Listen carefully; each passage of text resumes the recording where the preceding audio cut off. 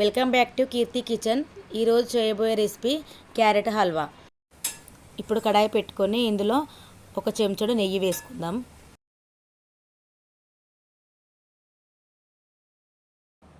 ముందుగానే తరిగి పెట్టుకున్న క్యారెట్ ఇందులో వేసుకుందాము.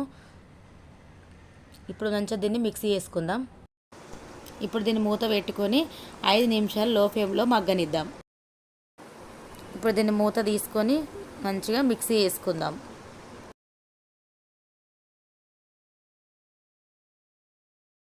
ఇప్పుడు ఇందులో 2 చెంచాల చక్కెర వేసుకుందాము. మీకు సరిపడినంత షుగర్ మీరు వేసుకోవచ్చు. నేను 2 స్పూన్లు వేసుకున్నా. ఇప్పుడు దీన్ని మంచిగా మిక్సీ చేసుకుందాం.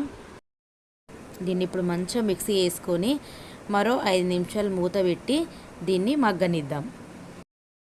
ఇప్పుడు మంచిగా మిక్సీ చేసుకొని ఇందులో ఇలాచీ పౌడర్ వేసుకుందాం.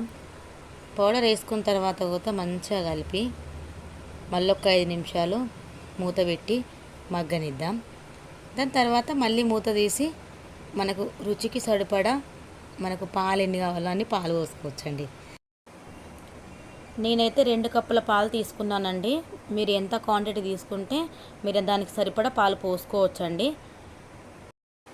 ఇప్పుడు దీన్ని మంచిగా మిక్సీ చేసుకొని మూత పెట్టి 10 నిమిషాలు హై ఫ్లేమ్లో మగ్గనిద్దాం. మూత తీసి దీన్ని మంచిగా కలుపుకుందాం. ఇప్పుడు దీన్ని మూత పెట్టకుండానే 10 నిమిషాలు హై ఫ్లేమ్లో దీన్ని ఉడకనిద్దాం.